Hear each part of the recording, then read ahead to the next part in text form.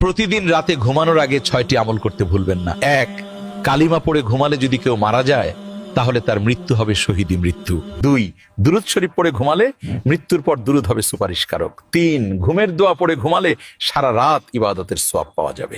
4, আয়াতুল কুরসি পড়ে ঘুমালে ফেরেশতারা সারা রাত পাহারা দিবে। 5, 21 বার বিসমিল্লাহির রহমানির রহিম পড়ে ঘুমালে প্রতিটি নিঃশ্বাসের জন্য নেকি লেখা হবে। 6, আস্তাগফিরুল্লাহ আল্লাযী লা ইলাহা ইল্লা হুয়াল কাইয়্যুম আতুবু ইলাইহি 3 বার পড়ে ঘুমালে সকালে নিষ্পাপ হয়ে ঘুম থেকে উঠবে। সবাই এই আমলগুলো করে ঘুমাবো ইনশাআল্লাহ।